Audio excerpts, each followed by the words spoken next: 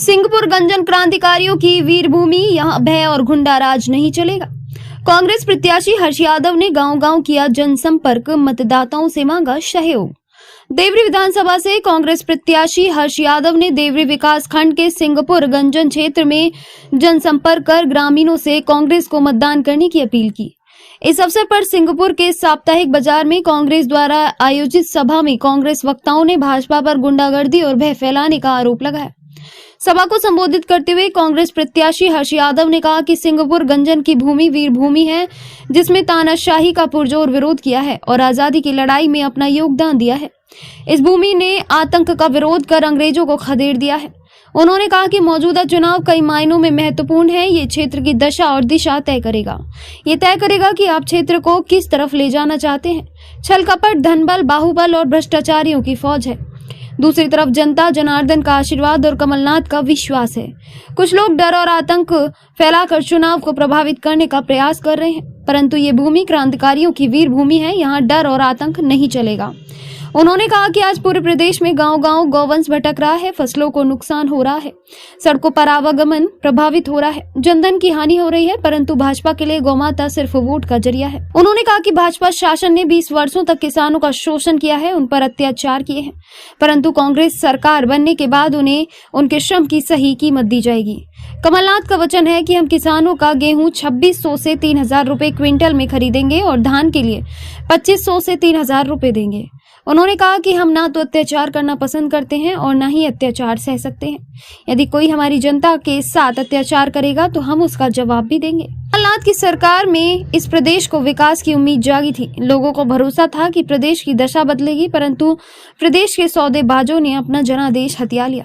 15 माह की सरकार में क्षेत्रवासियों को उम्मीद और कठौतिया के भाइयों की पेयजल की समस्या को दूर करने की तैयारी थी, परंतु भाजपा के विश्वासघात ने हमारे अवसर छीन लिए।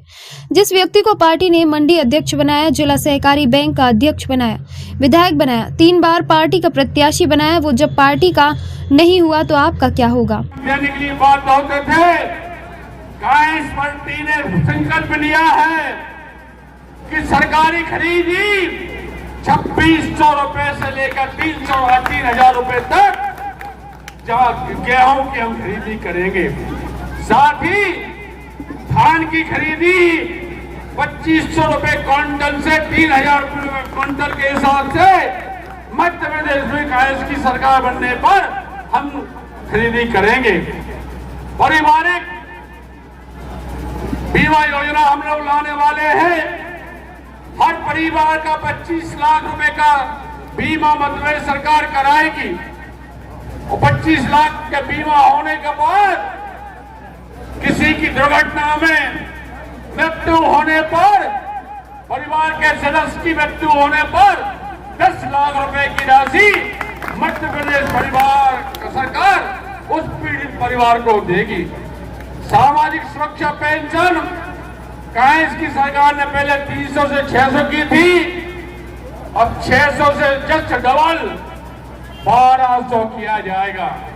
1200 रुपए वृद्धावस्था पेंशन, राष्ट्रीय पेंशन, विकलांग पेंशन की राशि खरीद की जाएगी।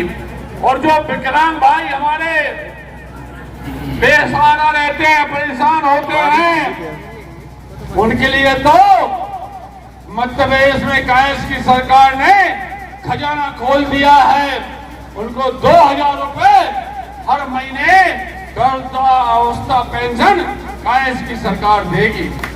मैं आप लोगों से कहना चाहता हूं, चाहे बिजली की बात हो, चाहे खाद की बात हो, हर संकट का समाधान कांग्रेस की सरकार करेगी।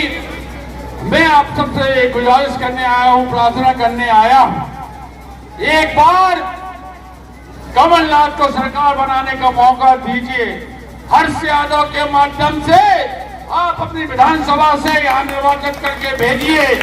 बाकी 5 साल हर्ष यादव आपका है, कमलनाथ आपके हैं, सरकार आपकी बनेगी और आपके इच्छा अनुसार कार्य करेगी। ये वचन हम दोनों आए हैं। और निश्चित रूप से जैसा कि हिमायत पटेल जी ने कहा, गौरव पांडे जी ने कहा, वकील साहब ने कहा, अनंत राम जी तो हमारे अनंत वक्ता हैं, इन्होंने बहुत सारी भारतीय जनता पार्टी की बातें करी, हमारी सरकार की उपलब्धियों की बात भी की। और ये बात जरूर कहना चाहता हूं कि निश्चित रूप से चाहे कर्मचारी हो, चाहे मजदूर हो, चाहे किसान हो, चाहे मातृशक्ति हो, महिलाएं हो, चाहे गरीब हो, चाहे अमीर हो, चाहे हरिजन हो, चाहे आदिवासी हो, चाहे पिछड़ा वर्ग हो, हर एक वर्ग के कल्याण का संकल्प लेकर हमारी पार्टी आपके बीच में आई है। आप पुरजोर आशीर्वाद दीजिए। इतने बड़े प्रचार। देवरी से संवाददाता भरत ठाकुर की खास रिपोर्ट।